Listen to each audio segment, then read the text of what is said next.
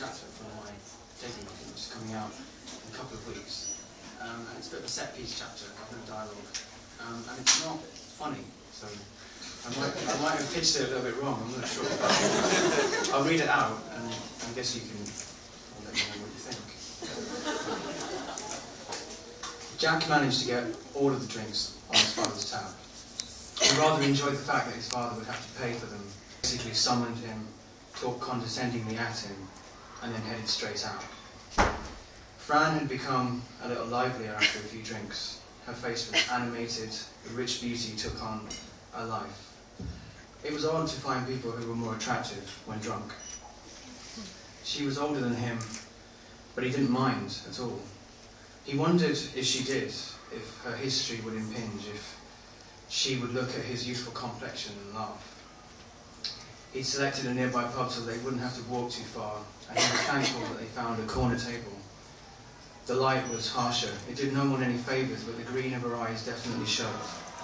Her mouth was lined at the corners when she smiled, and she had emergent wrinkles at the corners of her eyes. Her porcelain complexion held up. The red lipstick looked even better. It was a refurbished old pub that had switched its market to after-work professionals. Jack knew until it was far too late to care. He'd gone to the bar to get the drinks. He held a lager in a tall, thin pint glass alongside a vodka and lemonade. They settled into the table and talked, topics ranging, veering away from how they'd met to more neutral ground. Films and music formed the mainstay.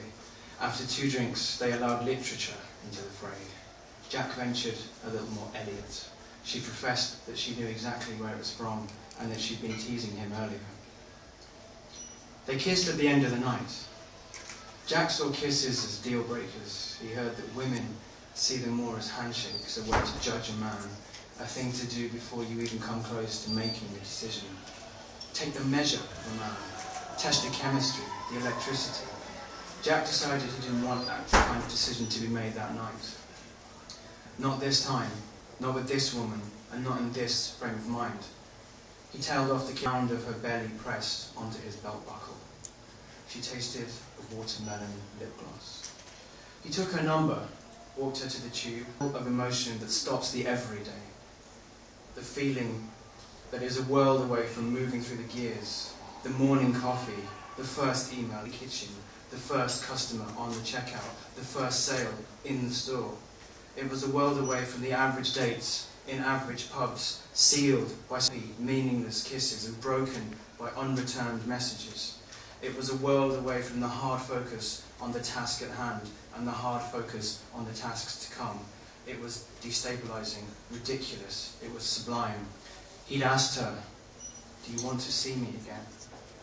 She said that she loved to.